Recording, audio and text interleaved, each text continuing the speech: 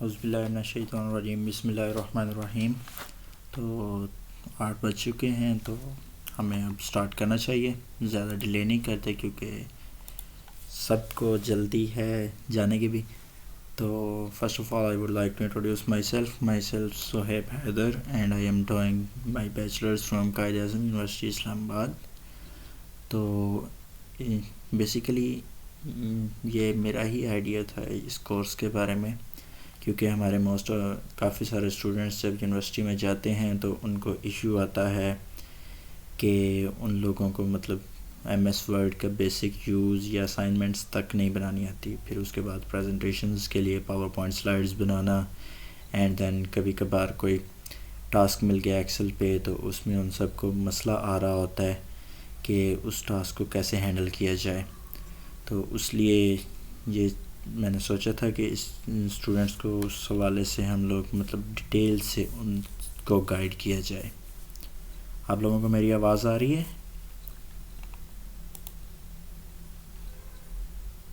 جی آ رہی ہے۔ ہاں ٹھیک ہے۔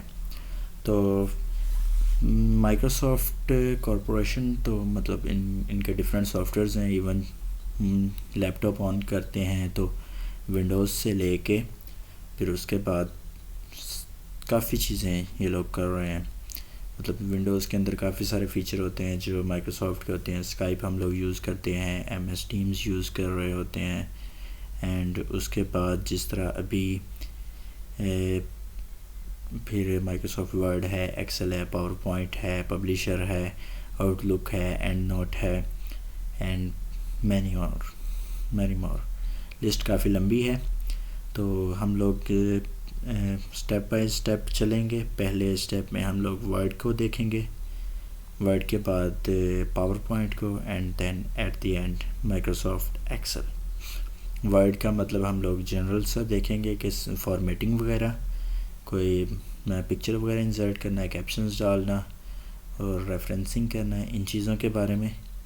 اور اس کے بعد پھر پاور پوائنٹ میں اینیمیشنز ڈالنا، ڈیزائنز وغیرہ، یہ چیزیں اس میں ڈسکس کر لیں گے۔ جو چیزیں ہم لوگوں کو ضروری ہوتی ہیں فار آر ایجوکیشن، وہ ان چیزوں کو ڈسکس کریں گے۔ اور پھر اس کے بعد جو ہمارے پاس دوسرا ہے مائکروسافٹ ایکسل ہے، تو اس کو بھی ہم لوگ ایکسل کے کچھ بیسک فارمولاز جو ہم لوگوں کو ضرورت پڑتی ہے، باقی چارٹس اور گرافس وغیرہ اس کے، تو وہ چیزیں ہم لوگ کریں گے اس میں، ٹھیک ہے۔ تو first of all let me show you the Microsoft word window, کہ جب ہم مائکروسافٹ ورڈ اوپن کرتے ہیں آفس 365 تو اس کی ونڈو ہمیں کیسے شو ہوتی ہے۔ اچھا آپ لوگ مجھے بتائیں، آپ لوگوں کو اسکرین شو ہو رہی ہے مائکروسافٹ ورڈ کی؟ ہیلو؟ جی ہو رہی ہے۔ ٹھیک ہے۔ تو اس میں ہمارے پاس کچھ ٹیمپلیٹس بھی ہوتے ہیں، شروع سے اویلیبل ہوتے ہیں، اور فار ایگزامپل یہ ریزیوم کے لیے ہمارے پاس ٹیمپلیٹ ہے، کیلنڈر کے لیے ہے، ریڈنگ لاگ بک بنا سکتے ہیں ہم لوگ۔ تو اس طرح کر کے ڈفرینٹ ہمارے پاس ٹیمپلیٹس بھی ہوتے ہیں، اینڈ لیکن ہم نے کیونکہ اسائنمنٹس جب بنا رہے ہوتے ہیں تو ہم لوگ موسٹلی بلینک ڈاکومنٹ سے سٹارٹ کرتے ہیں۔ یہاں پہ بزنس کے لیے بھی کچھ ہوتے ہیں، کارڈز وغیرہ ہوتے ہیں، فلائرز بنا سکتے ہیں۔ اس کے بعد لیٹرز جو ٹائپ کرتے ہیں education related, resumes and cover letters, اس میں ڈفرینٹ ٹیمپلیٹس ہوتے ہیں ہمارے پاس اس کے بھی۔ تو بلینک ڈاکومنٹ سے سٹارٹ کرتے ہیں۔ جسٹ 1 منٹ، ہاں یہ ہمارے پاس ہے جی مائکروسافٹ ورڈ کی ونڈو، ٹھیک ہے۔ یہاں پہ لیفٹ کارنر میں آپ لوگ دیکھ سکتے ہیں، یہاں پہ شو ہو رہا ہے پیج نمبر، دی ورڈز ان ڈاکومنٹ، اور پھر یہاں پہ ہے فوکس، ٹیکسٹ فوکس موڈ پہ، جہاں پہ آپ کام کر رہے ہوں گے وہاں پہ فوکس کرے گا اس کو۔ یہ ہے ریڈ موڈ، جب آپ ریڈ موڈ پہ کرتے ہیں تو 2 پیجز سائملٹینیسلی آپ کے پاس شو ہو رہے ہوتے ہیں، ٹھیک ہے۔ اور اس کے بعد پھر ہمارے پاس ہے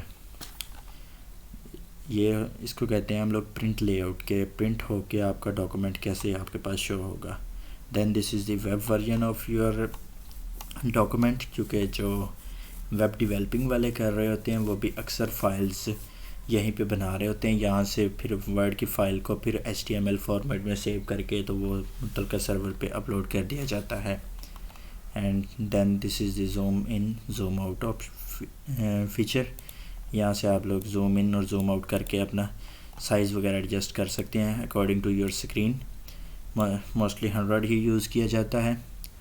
اینڈ یہاں پہ اس کو یہ ہوتی ہے ٹائٹل بار جو سب سے اوپر ہے. یہاں پہ ڈاکومنٹ کا نیم اور اس کے ساتھ کچھ فیچرز ایکسٹرا شو ہو رہتے ہیں. یہاں پہ ڈاکومنٹ کا نیم ڈاکومنٹ 1 شو ہو رہا ہے. بائی ڈیفالٹ یہی نیم ہوتا ہے ہمارے پاس. سب سے پہلے آپشن ہے آٹو سیو کا. آٹو سیو مطلب یہ فیچر 2010 والے ورڈ میں نہیں تھا لیکن لیٹر میں آئی تھنک 16 میں ہی آیا یہ. اس کے تھرو آپ لوگ ورڈ میں جو بھی کام کر رہے ہوتے ہیں وہ آٹومیٹکلی آپ کے ون ڈرائیو میں سیو ہو رہا ہوتا ہے. لیکن اس میں یہ ہے کہ اس کی وجہ سے سم ٹائمز آپ کی ورڈ ڈاکومنٹ اوپن ہونے میں سلو ہوتی ہے, یا پھر جو بھی آپ چینجز کر رہے ہوتے ہیں یہاں سے ٹریک کر سکتے ہیں آٹو سیو کے آپشن سے. اگر فرض کریں آپ کام کر رہے ہیں, لائٹ چلی گئی, تو جب آپ آن کریں گے تو آپ کا کام آٹو سیو کے تھرو سیو ہو چکا ہوتا ہے. نیکسٹ آپشن ہے سیو کا. کنٹرول+S کی اس کی شارٹ کٹ کی بھی شو ہو رہی ہے. نیکسٹ انڈو ریڈو, ٹھیک ہے. And this is the touch and mouse mood. پھر اس کے نیچے والی ہوتی ہے ہمارے پاس مینیو ٹیب. مینیوز ہوتے ہیں, ڈفرینٹ مینیوز ہوتے ہیں, فائل, ہوم, انسرٹ. تو ہم لوگ فائل میں تو بیسیکلی ہمارے پاس ہوتے ہیں ہوم, ٹھیک ہے. یہ مطلب فائل کا ہوم ٹیب ہے. اس میں مطلب آپ نیو بنانا چاہیں یا اس میں تقریباً سارا کچھ ہوتا ہے. نیو میں اگر جاتے ہیں تو نیو میں یہ ہے کہ آپ اگر نئی ونڈو کھولنا چاہتے ہیں, ورڈ کا ایک نئی ونڈو سٹارٹ کرنا چاہتے ہیں. اوپن کہ آپ نے کوئی کام کیا ہے پہلے, اس کو اگر اوپن کرنا ہے تو یہاں سے. اگر آپ نے ون ڈرائیو سے اوپن کرنا ہے تو ان آپشنس کے تھرو آپ ون ڈرائیو کو ایکسیس کر کے وہاں سے اوپن کر سکتے ہیں. نیچے ہیں انفارمیشن ہے کہ ڈاکومنٹ کو پروٹیکٹ کرنا ہے تاکہ کوئی اس کو ایڈٹ نہ کر سکے, یا ایڈٹ کر دے تو اس میں جو چینجز ہوں وہ. پھر انسپیکٹ ڈاکومنٹ ہے, یہ مطلب اگر اس کو پبلش کرنا ہے تو اس حوالے سے ہے. Version history and manage document, یہ ہمارے ویسے کام کا نہیں ہے being a student. Version history آپ یوز کر سکتے ہیں. سم ٹائمز ایسا ہوتا ہے آپ ایک فائل پہ ورک کرتے ہیں, اس کو سیو کر لیتے ہیں, نیکسٹ ڈے آپ کام کر رہے ہوتے ہیں لیکن آپ غلطی سے پرانا ڈیٹا ڈیلیٹ کر کے نیا ورژن سیو کر دیتے ہیں. یہاں سے یہ ہے کہ اس کا پرانا ورژن نکال کے تو آپ اپنا پرانا ڈیٹا بھی ایکسیس کر سکتے ہیں, ٹھیک ہے. سیو اینڈ سیو ایز, یہ دو آپشن ہیں. سیو بیسیکلی سیو ہوتا ہے کہ آپ نے اپنا جو کام کیا اس کو سیو کرنا ہے. لیکن اگر آپ فرسٹ ٹائم سیو کر رہے ہیں تو پھر وہ آٹومیٹکلی سیو ایز کا ہی ڈائلاگ باکس آپ کے پاس اوپن کرے گا, کیونکہ پھر یہاں پہ آپ نے بتانا ہوتا ہے کہ کس فارمیٹ میں آپ لوگ اپنی فائل کو سیو کر رہے ہیں. And then we have print. Print اگر آپ نے پرنٹر ساتھ اٹیچڈ ہے تو ٹھیک ہے, ادروائز وہ آپ کا پرنٹ ٹو PDF کا یہاں پہ آپشن آ جاتا ہے. یہ سم ٹائمز پرنٹ ٹو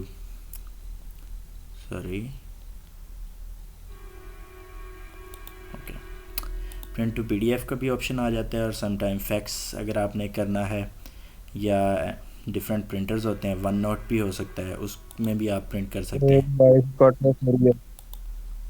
جی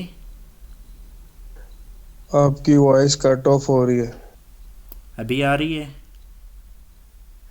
اب آ رہی ہے. ہاں, وہ اصل میں تھوڑا سا مسئلہ بن گیا تھا انٹرنیٹ کا یہاں سے. تو ہوم ٹیب میں آ جاتے ہیں. یہ ہمارے پاس ہے ہوم ٹیب. ہوم ٹیب میں بٹنس ہیں ہمارے پاس. پہلے یہ ہیں کلپ بورڈ ہے. کلپ بورڈ مطلب paste, cut, copy and format, printing, printer, ٹھیک ہے. ابھی ایک منٹ میں یہاں پہ لیٹس سپوز میں ایک ٹیکسٹ لے لیتا ہوں, سیمپل ٹیکسٹ. یہ میرے پاس ایک سیمپل ٹیکسٹ ہے یہاں پہ, ٹھیک ہے. تو اسی پہ ہم لوگ کام کریں گے, اسی کو فارمیٹ کریں گے, ٹھیک ہے. لیٹس سپوز کہ فرسٹ آف آل میں کہتا ہوں کہ یہ جو فرسٹ پیراگراف ہے نا, اس کو یہاں پہ نہیں رکھنا, اس کو میں نے لے کے جانا ہے آفٹر سیکنڈ پیراگراف. تو میں اس کو سلیکٹ کروں گا. سلیکٹ کرنے کے لیے ماؤس کا لیفٹ بٹن آپ نے پریس کر کے رکھنا ہے, اور جہاں تک سلیکٹ کرنا ہے وہاں تک سلیکٹ کر لیں. ایک تو طریقہ یہ ہے سلیکٹ کرنے کا. دوسرا طریقہ, آپ نے ایک چیز سلیکٹ کر کے, اگر فرض کریں اس میں سے رینڈم ٹیکسٹ سلیکٹ کرنا ہے, اس کو سلیکٹ کیا, پھر اس کے بعد پریسنگ کنٹرول بٹن پریس کر کے سیکنڈ آپ نے سلیکٹ کر لینا ہے اور تھرڈ سلیکٹ کر لینا ہے. لیٹس سپوز یہ میں نے 3 ورڈ سلیکٹ کیے ہیں. لیکن اگر میں چاہتا ہوں کہ درمیان میں اس طرح گیپ نہیں دینا بلکہ فل پیراگراف سلیکٹ کرنا ہے, تو اینڈ پہ کلک کریں یا اسٹارٹ میں, and press your shift button and click on the last word جہاں تک آپ نے سلیکٹ کرنا ہے. فار ایگزامپل میں نے یہاں ڈاکومنٹ سے لے کے ڈاکومنٹ اور ویڈیو کے درمیان والا سارا ٹیکسٹ سلیکٹ کرنا تھا، تو میں نے ایک جگہ پہ کلک کر کے شفٹ بٹن پریس کر کے دوسری جگہ پہ کلک کیا تو وہ سلیکٹ ہو گیا.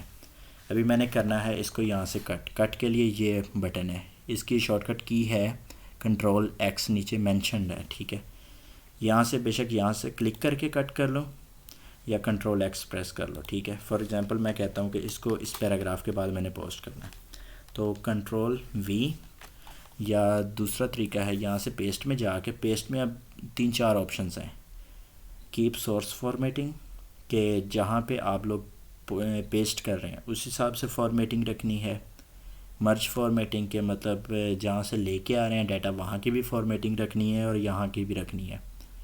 پیسٹ ایز پکچر، اگر آپ پیسٹ ایز پکچر کرتے ہیں تو پھر آپ اس ٹیکسٹ کو ایڈٹ اور فارمیٹنگ اس پہ نہیں کر سکتے، وہ ایز اے پکچر آ جاتا ہے، اس پہ پکچر فارمیٹنگ لگے گی.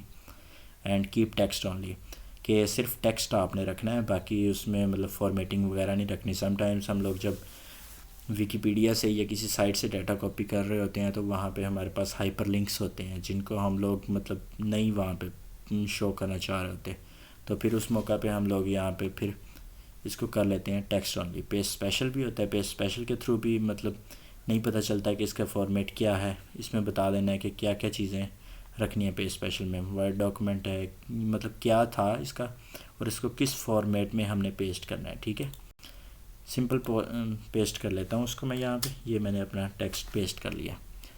لیکن سم ٹائمز ہوتا ہے کہ ہمیں کوئی چیز ڈاکومنٹ میں بار بار چاہیے ہوتی ہے، تو اس کے لیے ہم لوگ یوز کر لیتے ہیں کاپی کا آپشن. کاپی کا آپشن سیم ہے، مطلب جو بھی آپ نے کام کرنا ہے اس کے لیے آپ نے پہلے سلیکٹ کرنا ہے اپنا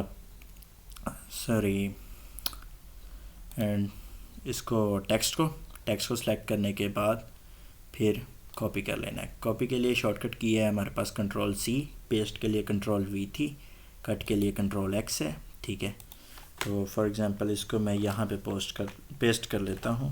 یہ میں نے یہ دیکھیں یہاں پہ بھی ہے اور یہاں پہ بھی ہے. کٹ ہے کہ ایک جگہ سے اٹھا کے دوسری جگہ پہ لے کے جانا ہے، جو کاپی ہے وہ ایک جگہ پہ بھی رہے گا دوسری جگہ پہ بھی رہے گا. ٹھیک ہے، اور اس کے بعد ہے کلپ بورڈ. ہمارے پاس کلپ بورڈ یہاں پہ شو نہیں ہو، ہاں یہ کلپ بورڈ ہو گیا. کلپ بورڈ میں یہ ہے کہ آپ جو بھی چیز کاپی کر رہے ہوتے ہیں تو وہ یہاں پہ آپ کے پاس کلپ بورڈ میں سیو ہوتی ہے. آئی تھنک 20 آئٹمس کی کیپیسٹی ہوتی ہے یہاں ہمارے پاس کلپ بورڈ میں، کہ ہم لوگ ان کو اٹھا کہیں پہ بھی پیسٹ کر سکتے ہیں. فار ایگزامپل لیٹس سپوز میں کہتا ہوں اس پیراگراف کے بعد یار یہ پیرا ہونا چاہیے تھا دوبارہ جو میں نے کاپی کیا ہوا ہے، تو سمپلی میں یہاں پہ کلک کروں گا تو وہ پیراگراف آٹومیٹکلی یہاں پہ پیسٹ ہو جائے گا. کلپ بورڈ کا یہ فائدہ ہے کہ جب آپ کو کچھ ایسے ڈیٹا پہ ورک کر رہے ہوتے ہیں جس میں ریپیٹیشنز ہوں، تو تب آپ کلپ بورڈ کا آپشن یوز کر کے تو پھر جو ریپیٹڈ ڈیٹا ہے آپ کے پاس سائڈ پہ شو ہو رہا ہوتا ہے اسی کو آپ لوگ ایکسیس کر لیتے ہیں. اس کے بعد یہ ہے فونٹس کے ریلیٹڈ، فونٹ اینڈ فارمیٹنگ اس کو کہہ سکتے ہیں. لیٹس سپوز کہ یہ ہمارے پاس ہے جی ایک پیراگراف ہے، تو میں کہتا ہوں کہ اسائنمنٹ بنانی ہے، اس میں اس پیراگراف کو جو ٹیکسٹ دینا ہے نا، فرسٹ پیراگراف کو، وہ ٹیکسٹ آپ کے پاس ہونا چاہیے. لیٹس سپوز میں کہہ دیتا ہوں ٹائمز نیو رومن ہونا چاہیے. ٹھیک ہے، تو میں کیا کروں گا یہاں پہ لسٹ میں سے ٹائم نیو رومن سرچ کر لوں گا، ٹائمز نیو رومن. ٹھیک ہے، تو یہ دیکھیں میرا فونٹ چینج ہو گیا. لیکن پھر میں کہتا ہوں کہ نہیں یار اس کو تھوڑا سا نا کلیئر ہونا چاہیے، اس کا سائز تھوڑا سا انکریز کرتے ہیں تاکہ تھوڑا سا پڑھا جا سکے. ٹھیک ہے، لیٹس سپوز اس کا سائز میں کر دیتا ہوں 14. دیکھیں یہ دوسرے سے کلیئر ہو گیا. پھر میں کہتا ہوں کہ اس میں جو ورڈ ہے نا یہ پروفیشنلی، یہ مطلب نا تھوڑا سا دور سے نظر آنا چاہیے، اٹریکٹیو ٹائپ ہو، مطلب نا واضح لکھا ہوا ہو. بولڈ کر دوں اس کو. بولڈ کرنے کے لیے یہ ہے کنٹرول بی، اس کی شارٹ کٹ کی ہے کنٹرول بی. یہاں سے بولڈ کیا تو یہ دیکھیں اب بولڈ ہو گیا یہ. ٹھیک ہے، لیکن میں کہتا ہوں سم ٹائمز آپ کے پاس ہوتا ہے کہ بکس میں آپ نے دیکھا ہوگا کہ کچھ ٹیکسٹ ہوتے ہیں جو مطلب فار ایگزامپل کوٹیشنز کو نارملی ہم لوگ اٹیلک میں لکھ رہے ہوتے ہیں، کنٹرول آئی فار اٹیلک. یہ دیکھیں تھوڑا سا نا مطلب اس کا اینگل چینج ہو گیا. لیٹس آپ کہہ سکتے ہیں کہ مطلب جو ورڈز ہیں نا وہ 15 ڈگری پہ تھوڑا سا ہو گئے ہیں. ٹھیک ہے، اس کے بعد ہے انڈر لائن. انڈر لائن کے ہمارے پاس انڈر لائن مینیو میں جنرلی انڈر لائن مینیو جو ہے اس میں ہم لوگ ایک ہی آپشن یوز کرتے ہیں, کنٹرول یو پریس کیا سمپلی اور یہ انڈر لائن ہو گیا, ٹھیک ہے. لیکن انڈر لائن میں بھی کچھ آگے فردر ٹائپس ہیں, یہ ایرو بنا ہوا ہے, ٹھیک ہے. سنگل لائن انڈر لائن ہے, پھر اس کے بعد ہے ڈبل لائن انڈر لائن ہے, پھر یہ بولڈ تھک انڈر لائن ہے, پھر یہ ڈاٹڈ ہے, ٹھیک ہے. ڈاٹڈ کے بعد ہے ڈیش انڈر لائن ہے, ڈیش کے بعد یہ ہے جسٹ ویٹ اے منٹ, یہ بھی مطلب ڈیش ٹائپ ہی ہے, یا اس کو آپ کہہ سکتے ہیں ڈاٹ ڈیش, مطلب ڈیش اور اس کے بعد ڈاٹ پھر ڈیش اس طرح. And dot dot dash under line ہے, and this is the view under line. اس میں سے مطلب آپ لوگ یوز کر سکتے ہیں انڈر لائن کوئی بھی, ٹھیک ہے. And this option is to increase your font size and this option is to decrease the font size, ٹھیک ہے. اور اس کے بعد ہے یہ اسٹرائک تھرو ہے. آپ کہتے ہیں کہ یار میرا ڈیٹا جو ہے نا وہ فلاں بندہ کاپی کر لیتا ہے بہت ایزیلی, تو اس کو نا میں نے پروٹیکٹ کرنا ہے تاکہ ایزیلی کاپی نہ ہو سکے. اگر اس کو کاپی کرنا بھی ہے تو وہ اس کو خود بیٹھ کے ٹائپ کر کے اس کو کاپی کرے, ٹھیک ہے. تو آپ پھر کیا کریں, اس کو اسٹرائک تھرو کریں. اسٹرائک تھرو میں یہ ہوتا ہے کہ پورے ٹیکسٹ کے درمیان سے ایک لائن گزر جاتی ہے. سم ٹائمز بک میں آپ نے شو کرنا ہوتا ہے, لیٹ سپوز جو نیشنل اسمبلی کی کارروائی ہوتی ہے یا سینٹ کی یا پارلیمنٹ ہاؤس کی, تو پارلیمنٹ ہاؤس کی ساری کارروائی جو ہوتی ہے وہ لکھی جا رہی ہوتی ہے ساتھ ساتھ. تو آپ نے دیکھا ہوگا کہ وہاں پہ اگر آپ نے کبھی سیشن اٹینڈ کیا ہے یا آن لائن دیکھا ہو ٹی وی وغیرہ پہ, تو اس میں اسپیکر کہہ دیتا ہے کہ ان کی اسٹیٹمنٹ کو ایکسپینج کر دیں. تو جو ایکسپینج کرتے ہیں تو اس میں بیسیکلی ہوتا ہے کہ اسٹیٹمنٹ لکھی ہوئی ہوتی ہے, جس طرح یہ ہیڈر لکھا ہوا ہے یہاں پہ, لیکن اس کا کیا ہے کہ ایکسپینج کر دیا کہ مطلب اسپیکر نے کہا تھا اس کو کاٹ دو تو وہ کاٹ دیا. وہ مٹانا نہیں ہے اس کو, لیکن کاٹنا ہے, ٹھیک ہے. تو اس پرپز کے لیے بھی یوز کرتے ہیں. اینڈ دین اس کے بعد فار ایگزامپل ہم اس کے بعد جو ہے اس کو کہتے ہیں سبسکرپٹ. سبسکرپٹ جو ہے ہمارے پاس فار ایگزامپل ایک میں فارمولا لکھتا ہوں یہاں پہ S2 plus O2 is equal to H2O. Just wait a minute,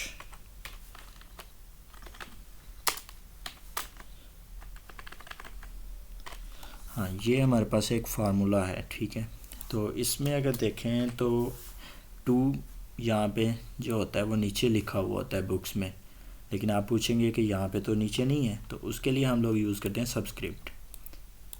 یہ دیکھیں سبسکرپٹ جب آپ کرتے ہیں تو ٹیکسٹ جو ہوتا ہے وہ مطلب کہہ لیں کہ چھوٹا ہو جاتا ہے یا نیچے والی سائڈ پہ چلا جاتا ہے. بٹ سم ٹائمز ایسا ہوتا ہے کہ آپ لوگوں نے دیکھا ہوگا کہ میتھس میں فارمولا یوز کرتے ہیں ہم لوگ A + B² is equal to A² + B² + 2AB. اب آپ لوگ کہیں گے کہ بک میں تو اس طرح نہیں ہوتا, بک میں تو یہ جو 2 ہے یہ تو اوپر ہوتا ہے. سبسکرپٹ اگر نیچے کے لیے ہے تو یہ جو ہوتا ہے یہ اوپر ہوتا ہے, اس کو بولتے ہیں سپرسکرپٹ, ٹھیک ہے. اس کے لیے یہ ہمارے پاس آپشن ہے سپرسکرپٹ کا, ٹھیک ہے. تو اس آپشن پہ سمپلی کلک کر کے آپ لوگ سپرسکرپٹ میں لے کے جا سکتے ہیں. اس کے لیے ایک شارٹ کٹ کی بھی ہمارے پاس ہوتی ہے اپنے کی بورڈ سے, کنٹرول شفٹ اینڈ پلس یا از اکول ٹو والا جو بٹن ہوتا ہے اس کو پریس کریں تو یہ سپرسکرپٹ میں ٹیکسٹ آپ کا چلا جاتا ہے. اور جو سبسکرپٹ ہوتا ہے سبسکرپٹ کے لیے بھی ہمارے پاس شارٹ کٹ کی ہوتی ہے control and then press is equal to button, ٹھیک ہے.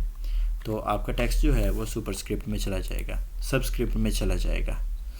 مطلب اس طرح آپ یاد رکھ لیں کہ اگر نیچے ٹیکسٹ لکھنا ہے تو کنٹرول از اکول ٹو, لیکن اگر آپ نے ٹیکسٹ اوپر لکھنا ہے تو control plus shift plus is equal to, مطلب کہہ دیں کہ نیچے والے کو اوپر شفٹ کرنا ہے, اس وجہ سے شفٹ ساتھ پریس کرتے ہیں. اس طرح یاد رکھ سکتے ہیں آپ لوگ, ٹھیک ہے. اینڈ دین اس کے بعد ہمارے پاس ہے چینج کیس. اب چینج کیس میں ہمارے پاس آپشن مطلب چینج کیس کس طرح ہے کہ فار ایگزامپل کہ میں کچھ ٹائپ کرتا جا رہا ہوں اس ٹیکسٹ میں, جسٹ ویٹ اے منٹ, جب آپ لوگ ٹائپ کرتے جا رہے ہوتے ہیں اور مطلب شارٹ اور کیپٹل اور اسمال کا خیال نہیں کرتے تو اس کے لیے آپ کو پھر بعد میں کرنا پڑتا ہے کہ پیراگراف کا فرسٹ ورڈ جو ہے وہ بڑا ہو، سینٹینس کا فرسٹ ورڈ بڑا کیپٹل لکھا ہوا ہو، ان چیزوں کا آپ کو خیال کرنا پڑتا ہے. لیکن اگر آپ اس آپشن کے تھرو جسٹ آپ نے کرنا ہے کیا ہے، ٹیکسٹ کو سلیکٹ کرنا ہے، چینج کیس، یہاں سے سینٹینس کیس میں کر دیتا ہوں. تو یہ دیکھیں یہ ٹی چھوٹا تھا بڑا ہو گیا، یہاں پہ یہ سی سینٹینس کا فرسٹ ورڈ ہے تو بڑا ہو گیا. اور اس کے علاوہ پھر ہمارے پاس یہاں پہ کچھ اور آپشنز بھی ہوتے ہیں. اپر کیس ہے، مطلب سارا اپر کیس میں چلا جائے گا text. And then capitalise H word, کہ جو پہلا ورڈ ہے، پہلا الفابیٹ ہے کسی بھی ورڈ کا، وہ کیپٹل ہو جائے گا ہمارے پاس، ٹھیک ہے. اینڈ ٹوگل کیس ہے، اس میں کنٹرول زی، ہاں ٹوگل کیس میں یہ ہوتا ہے کہ آپ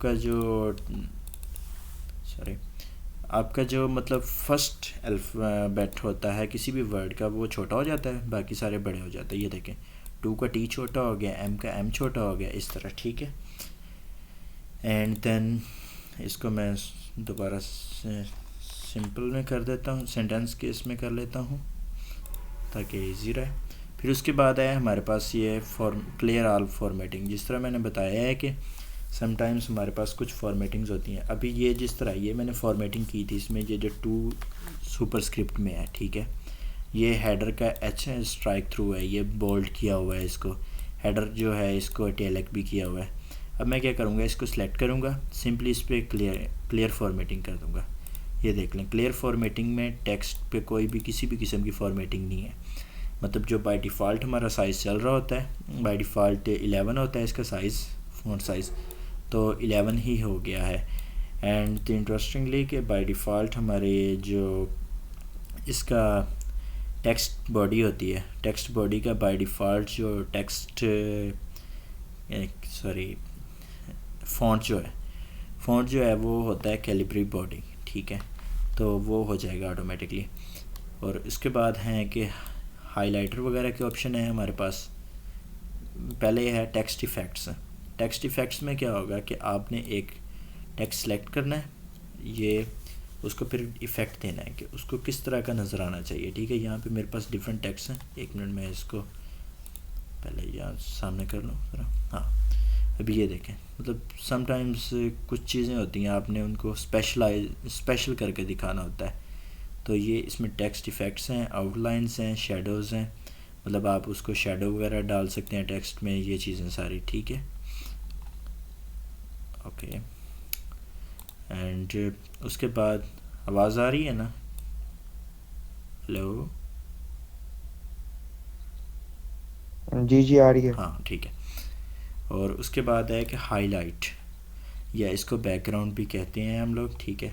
ہائی لائٹ میں اس طرح ہے کہ جس طرح یہ ٹیکسٹ ہے، تو میں کہتا ہوں کہ آپ نے امپورٹنٹ چیزوں کو ہائی لائٹ کرنا ہے. جب کوئی بھی ڈاکومنٹس وغیرہ ہم دوسرے کو بھیج رہے ہوتے ہیں ریویو کے لیے، تو اس میں جو امپورٹنٹ پوائنٹس ہوتے ہیں ان کو ہائی لائٹ کر دیتے ہیں، یا تو ان کو بولڈ کر دیتے ہیں، ٹھیک ہے، تاکہ وہ کلیئر نظر آئیں، یا ان کو ہائی لائٹ کر دیا جاتا ہے تاکہ ان کا بیک گراؤنڈ کلر دوسروں سے ڈفرینٹ نظر آئے.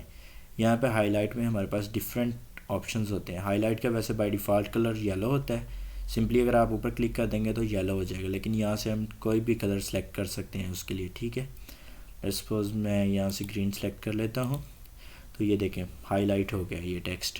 اس کے بعد نیکسٹ آپشن ہے ہمارے پاس کلر کا، ٹیکسٹ کلر کا.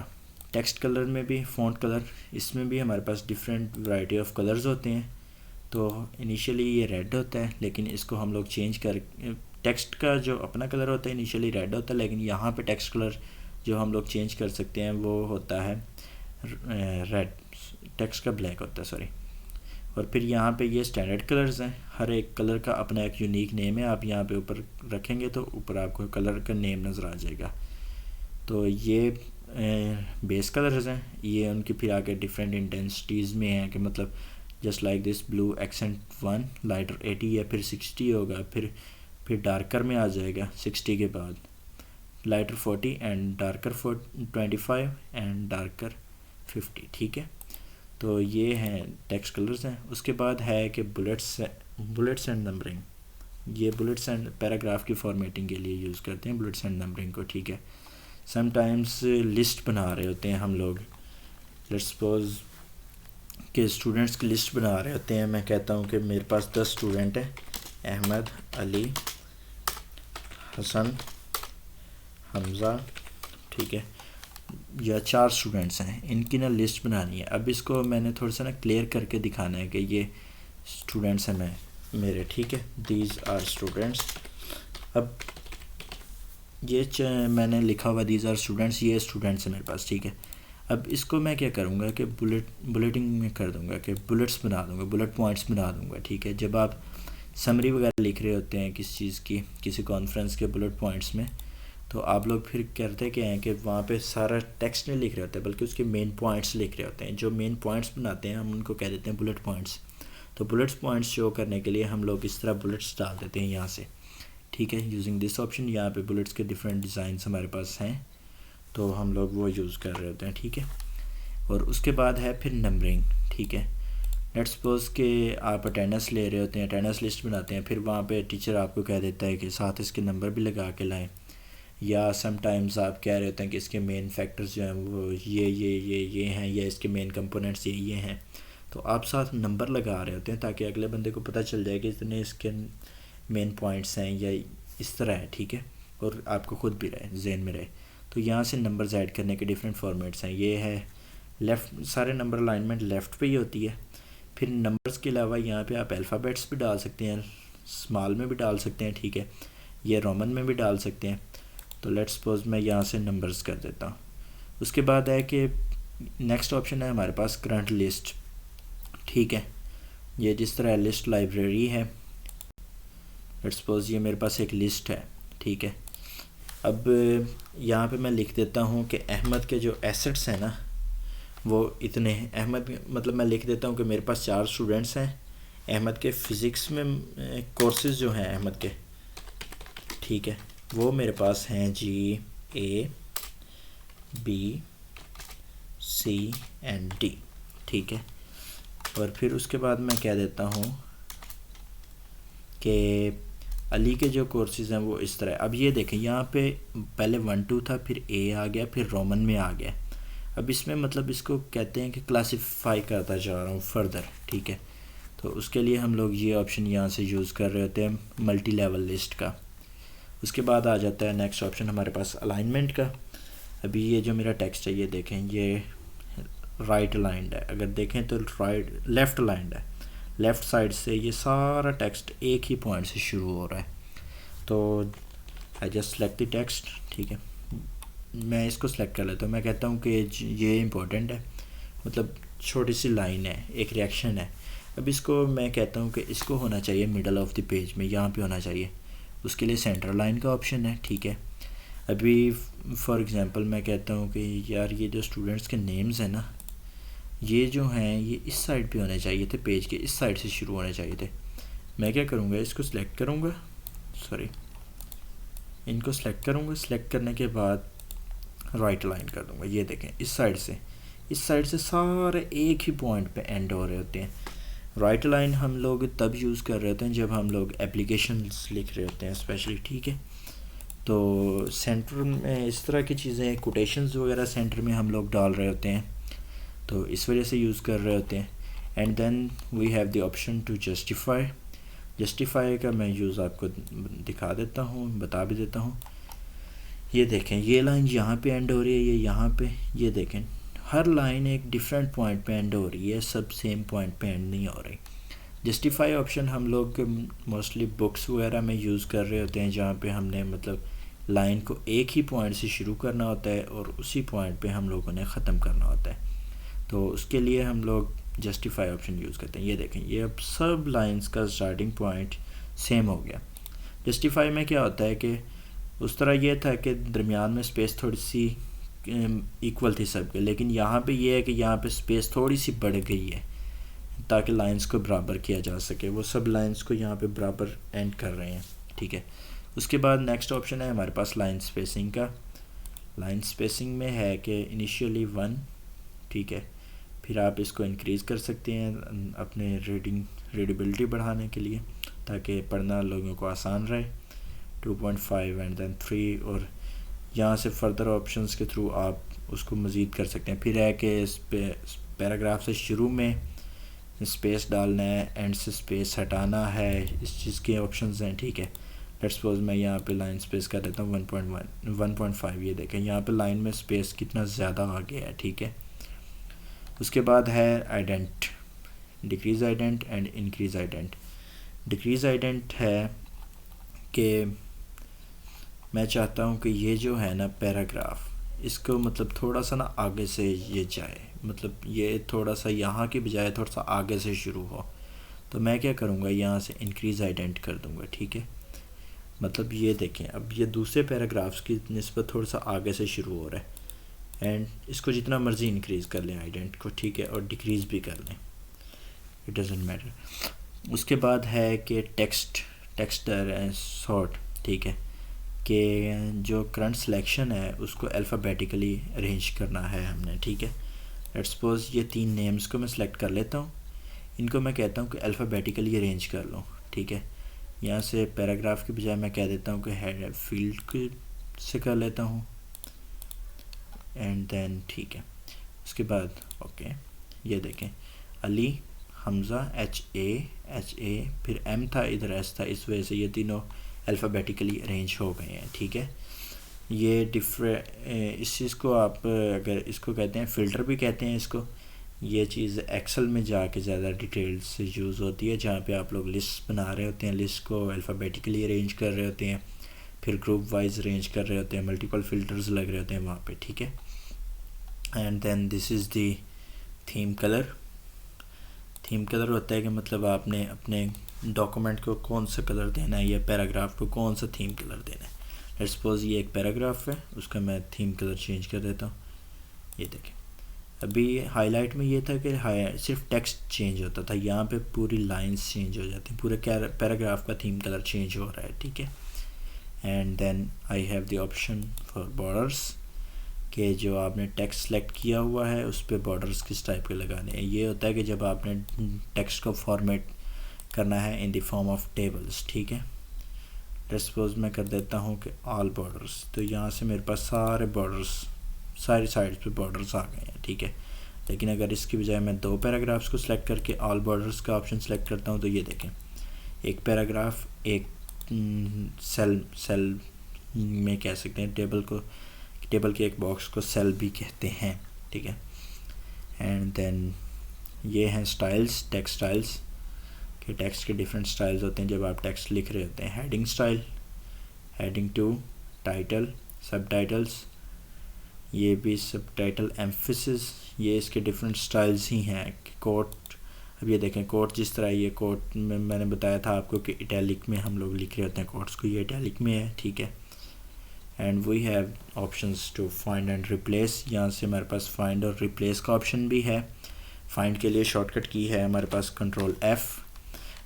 جب آپ ایک ملٹی پیج ڈاکومنٹ پہ, یہ تو میرے پاس ایک پیج کا ڈاکومنٹ ہے, ابھی فار ایگزامپل آپ 50 پیجز پہ کام کر رہے ہوں, تو وہاں پہ آپ کو ایک مطلب اسپیسیفک چیز کو ڈھونڈنے کا کہہ دیں تو اس میں مشکل ہوتی ہے.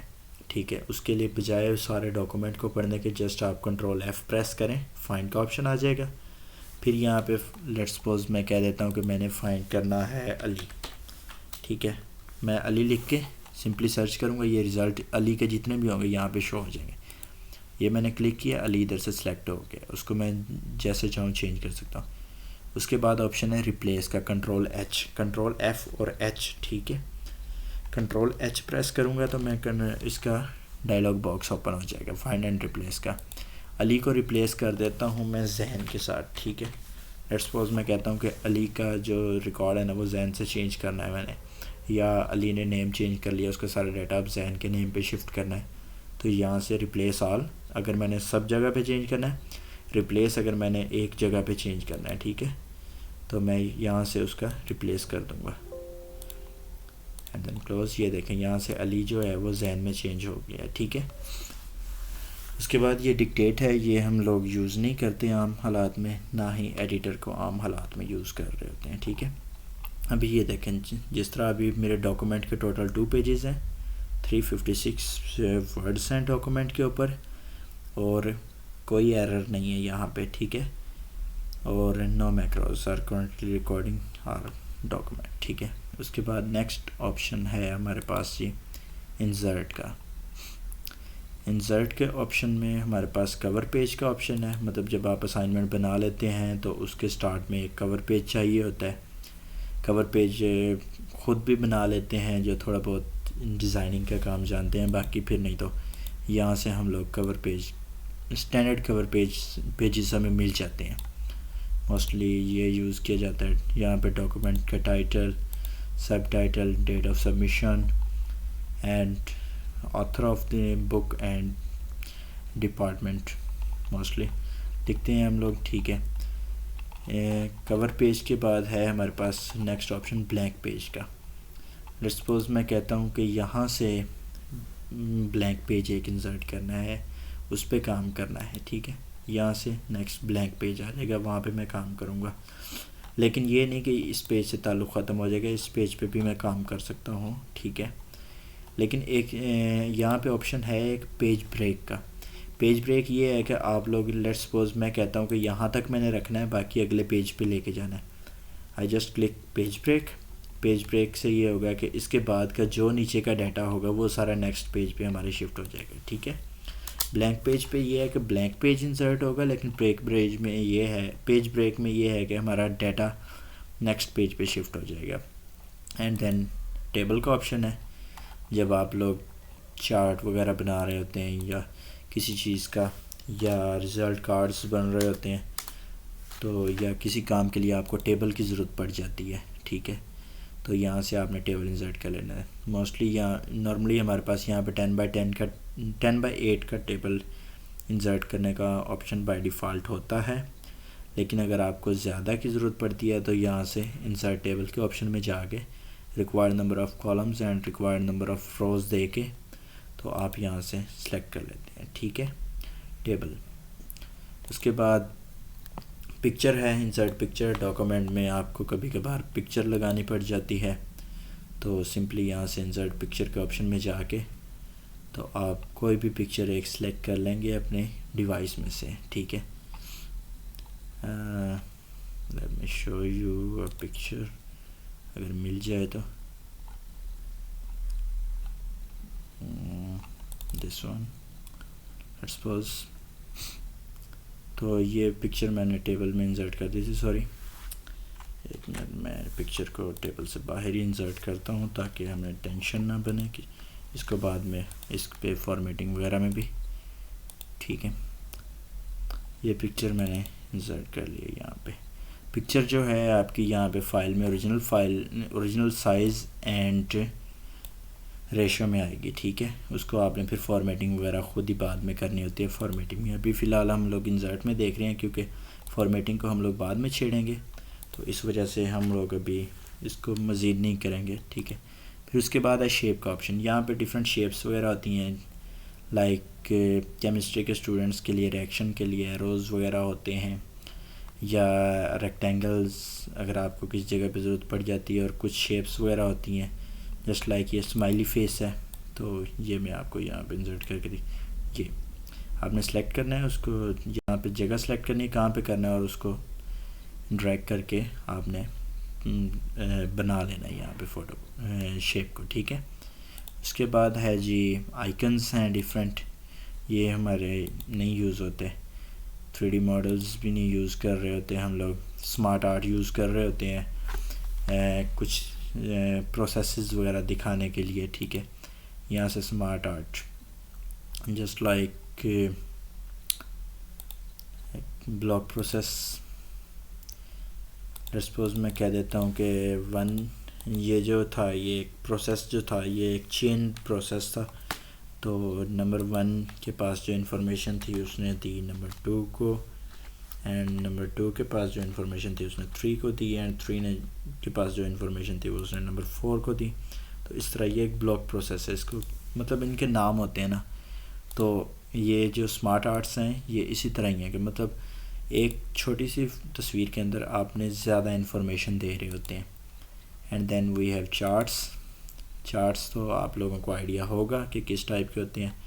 مطلب جس طرح میچ سمری ہوتی ہے، میچ سمری میں آپ لوگوں کے پاس ایک چارٹ بنا ہوا ہوتا ہے کہ دو ٹیمز کا کمپیریزن چل رہا ہوتا ہے کہ اس ٹیم کے اسٹیج پہ اتنے تھے، اس پہ اتنے تھے.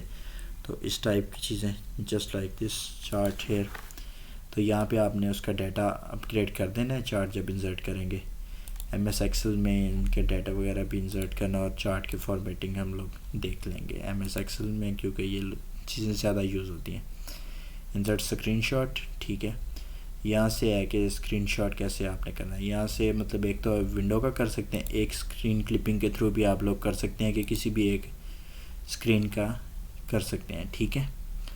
تو اس کے بعد ہے اسکرین شاٹ کا ایک اور میتھڈ یہ بھی ہوتا ہے کہ just simply open that particular thing. جس طرح میں کہتا ہوں کہ اس کا میں نے نا اسکرین شاٹ ڈالنا ہے، سمپلی پریس پرنٹ اسکرین کی آن یور کی بورڈ. ایک منٹ میں آن اسکرین کی بورڈ آن کر لیتا ہوں، اس پہ آپ کو دکھا دیتا ہوں پرنٹ اسکرین کی جسٹ فل کی بورڈ ٹھیک ہے. ہاں یہاں پہ سوری، اس پہ آن اسکرین کی بورڈ پہ پرنٹ اسکرین کا آپشن نہیں ہے. یہ print screen PRTSCN print screen پہ میں نے کلک کیا تو یہ اس کا ایک سنیپ لے لے گا، اور ایسا کچھ کمپیوٹرز میں وہ سیو کر لیتا ہے، نہیں تو وہ آپ کے کلپ بورڈ پہ پڑا ہوا ہوتا ہے، ٹھیک ہے. اس کے بعد میں کلک کرتا ہوں. ہاں جس طرح یہ اب کلپ بورڈ پہ آ گیا میرا اسکرین شاٹ جو میں نے اس وقت کیپچر کیا تھا آپ کے سامنے پرنٹ اسکرین کے تھرو. آپ کے نارمل کی بورڈ کے اوپر بھی بٹن ہوتا ہے پرنٹ اسکرین کا، تو اس وقت جو بھی چیز آپ کے کی بورڈ اسکرین کے اوپر ہوگی وہ کیپچر کر لے گا، اس کو یہاں پہ آپ انسرٹ کر سکتے ہیں. اسکرین شاٹ انسرٹ کرنے کا یہ بھی طریقہ ہے، ٹھیک ہے. اور یہ فی الحال ہم لوگ یوز نہیں کرتے یہ چیزیں اپنے مطلب ڈاکومنٹس کے دوران. لنک ہم لوگ یوز کرتے ہیں یہاں سے، لنک ٹو اسپیسیفائی فائل یا ہائپر لنک، تو اس طرح، ٹھیک ہے. تو ہائپر لنک مطلب یہاں سے لنک پہ سمپلی کلک کروں گا میں. سوری وٹ ہیپن، شفٹ کیوں جسٹ ویٹ اے منٹ، یہ کسی نے میسیج آئی تھنک کیا، نہیں سوری، ٹھیک ہے. ابھی یہاں سے لنک کے تھرو لنک پہ میں کلک کروں گا تو اس کا ڈائلاگ باکس اوپن ہو جائے گا. ایک تو طریقہ یہ ہے کہ مطلب اس پہ کلک کریں تو ڈائریکٹ ہمارے پاس اوپن ہو جائے اس کا کوئی ایک اسپیسیفک لنک. دوسرا طریقہ یہ ہے کہ کوئی اور ڈاکومنٹ اوپن ہو جائے یا place in this same document کہ کیا چیز اوپن ہو، ٹھیک ہے.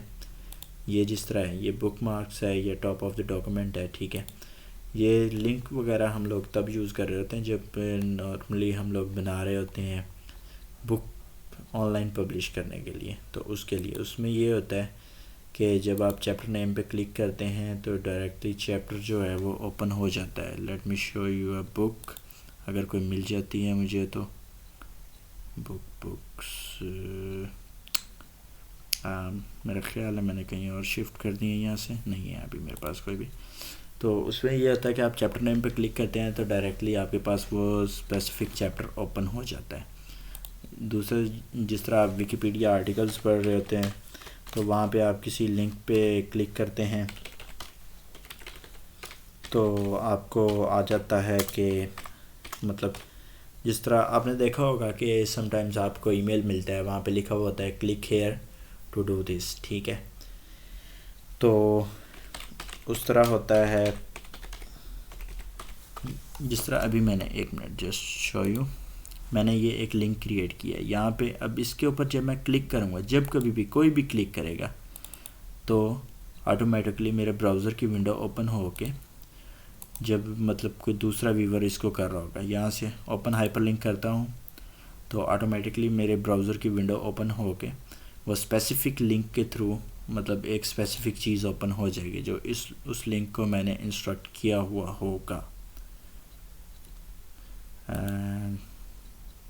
ورڈ از ناٹ ریسپونڈنگ، تو ابھی ایک minute, you will have to wait for a minute. آپ کی اسکرین نہیں ہو شو ہو رہی. ہاں ورڈ ناٹ رسپونڈ کر رہ گیا تھا. ہاں ابھی شو ہو رہی ہے. ہلو نہیں نہیں ہو رہی. نہیں نہیں سو میں دوبارہ سے شیئر کرتا ہوں اسکرین.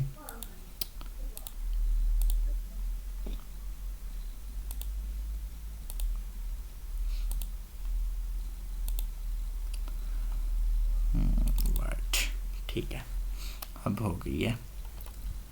تو لنک کا بھی ہو گیا. لنک کے تھرو آپ مطلب دوسرے ڈاکومنٹس کو بھی ایک ہی ڈاکومنٹ میں بھی کسی حصے میں جا سکتے ہیں اور دوسرے ڈاکومنٹس میں بھی جا سکتے ہیں.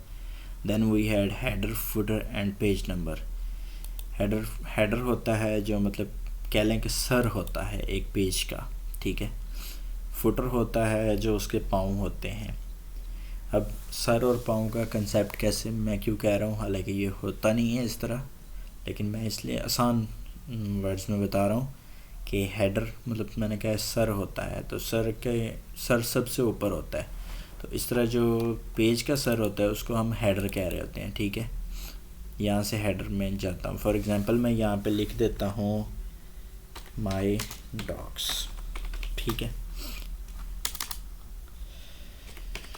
تو اب مائی ڈاکس جو ہے یہ ہر پیج کے سر پہ ہوگا, ٹھیک ہے.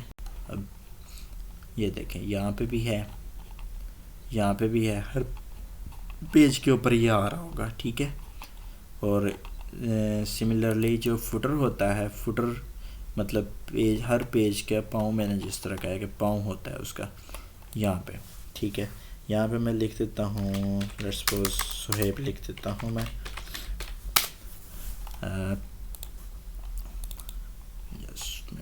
اب یہ دیکھیں یہ ہر پیج کے نیچے یہ ایک اسپیسیفک ٹیکسٹ آ رہا ہے.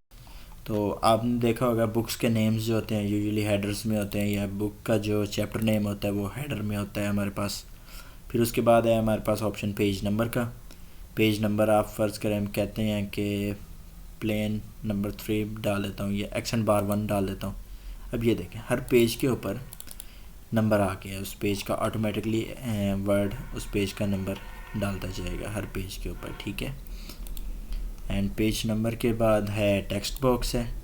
ٹیکسٹ باکس ہوتا ہے جس طرح آپ اگر میٹرک اور انٹر کی بکس دیکھ لیں تو سائڈ پہ ایک ٹیکسٹ باکس ہو رہا ہوتا تھا ہمارے پاس, شو ہوتا تھا, جس میں لکھا ہوا ہوتا تھا فار یور انفارمیشن یا ڈو یو نو, ٹھیک ہے. تو اس طرح کا ٹیکسٹ ہوتا تھا ہمارے پاس وہاں پہ. تو وہ ایکچولی اس کے تھرو ہی ڈالا جاتا ہے, ٹیکسٹ باکس کے تھرو. ٹیکسٹ باکس جو ہوتا ہے مطلب ہمارے پاس سینٹر میں, اس کو سائڈ پہ اس کو کہیں پہ بھی رکھ سکتے ہیں.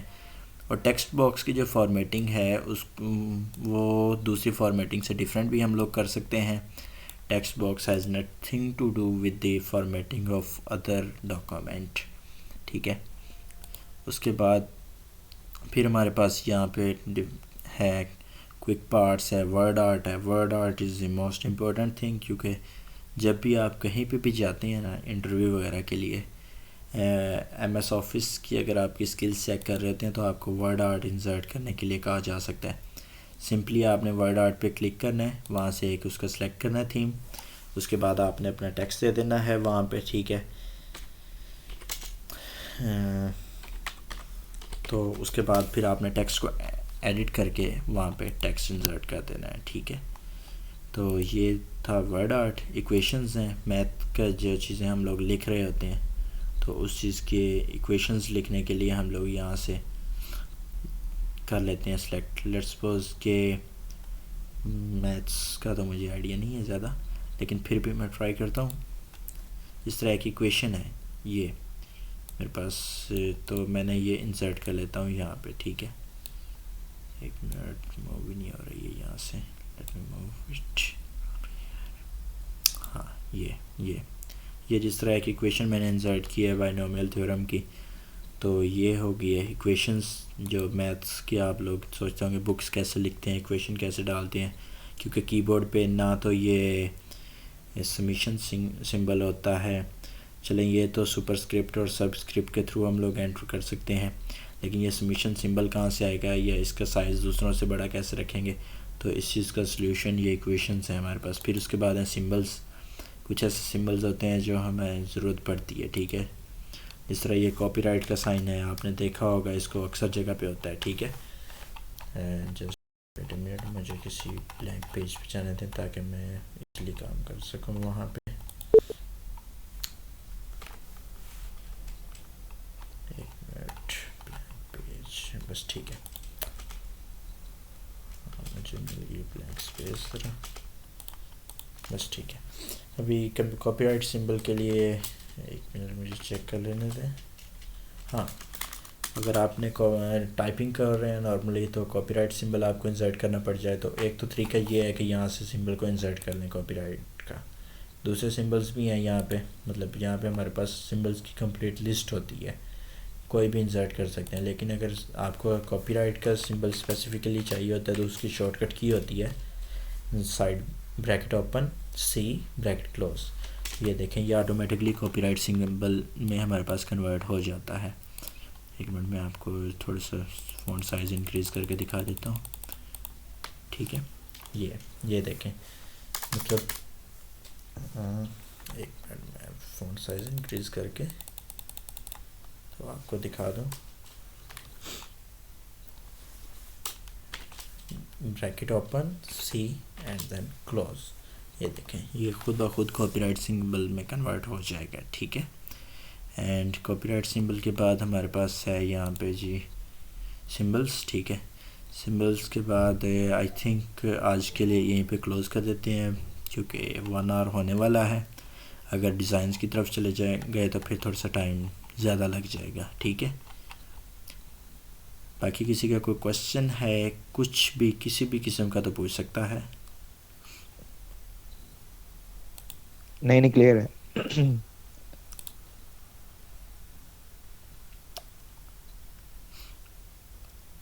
کسی اور کا کوئی کوشچن؟ حریرہ آپ کا, تیمور آپ کا, حسان, سعد, and then we have some others here to, Wasim. نہیں جی کلیئر ہے بالکل. نہیں سہیل بھائی, بہت شکریہ آپ کا, بہت اچھا آج آپ نے کروایا ہے, جزاک اللہ. چلیں ٹھیک ہے, پھر اینڈ کرتے ہیں میٹنگ کو. Thank you so much for your G time. جی, اللہ حافظ. Thank you. آپ کا تھینک یو.